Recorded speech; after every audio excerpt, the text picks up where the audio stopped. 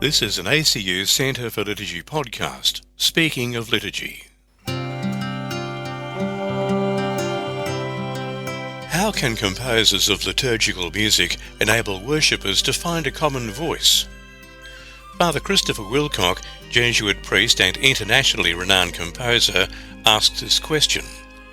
Father Willcock has taught sacramental theology and liturgical studies and has written a large body of music for the liturgy and the concert hall.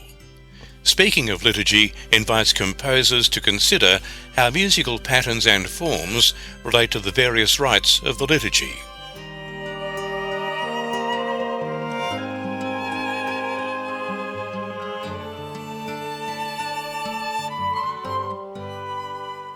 Composing for the Church of Prayer. My name is Christopher Willcock. I am a composer and a Jesuit priest. In the 1970s, I put together a varied collection of my liturgical music for publication. I asked some of my Jesuit colleagues for suggestions about the title I should give the collection. Of these, the one that I decided upon was Songs of Prayer. A few people were puzzled. "Don't you mean songs of praise?" they said, thinking that I had made a mistake. Songs of Prayer, I believe, well describes what I do as a composer for the Church at Prayer. Yes, much of what we sing during our liturgies is about the praise of God, but equally as much could be described in other terms that complement praise. When it sings, what is it that the congregation is doing when it asks forgiveness, when it intercedes, when it blesses, when it calls to remembrance, when it gives thanks, and so on? All these sung actions could be fairly described as prayer. As a composer, therefore, when I write for the liturgy, what I seek to do is to be keenly aware of what type or genre of prayer I am working with as I set a particular liturgical text to music. Is it an act of penitence, an intercession, a blessing, a form of anamnesis or calling to mind, an act of thanksgiving, or some other liturgical genre? At the time of the Second Vatican Council and in its constitution on the sacred liturgy, a number of liturgical genres were mentioned: acclamations, responses, psalmody, antiphons, and songs.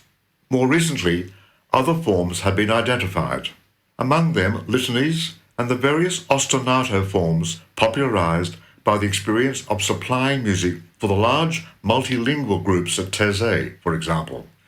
There has been a growing awareness among both composers and the assemblies for whom they write to try and match ritual behavior with musical forms and patterns that respect the ritual characteristics proper to the various liturgical units.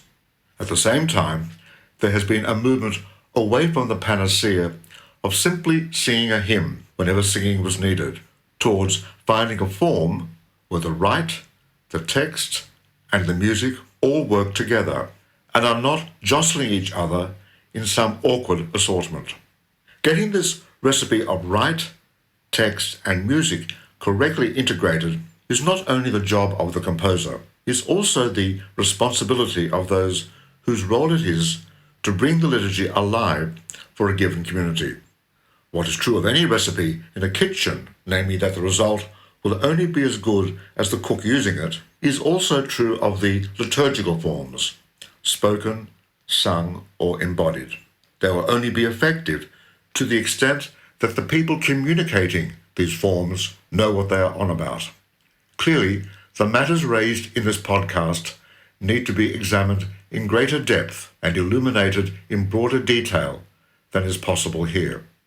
But to return to the composer's task, one aspect of it that often goes unremarked is that the composer of liturgical music is charged with the responsibility of finding a voice that the worshipping community can recognize as its own.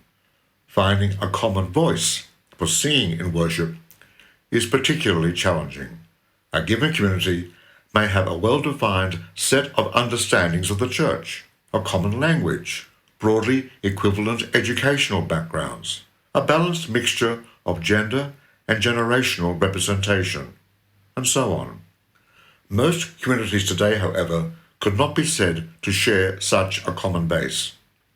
Nevertheless, both sorts of communities, the well-defined and the more variegated in composition, are called to worship at the one table.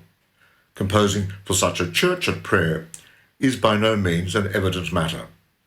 It can only be attempted if there is sensitivity both to those gathered for worship and to the liturgical functions the whole assembly is called to fulfill. To that extent, therefore, can our sung worship be said to be both praise and prayer. That was Father Christopher Willcock with What's This Composer Think He's Doing? A discussion of how composers can use their craft to help the worshipping community find a common voice. The ACU Centre for Liturgy, which provides pastoral formation in liturgy across Australia and beyond, is pleased to provide this podcast, Speaking of Liturgy.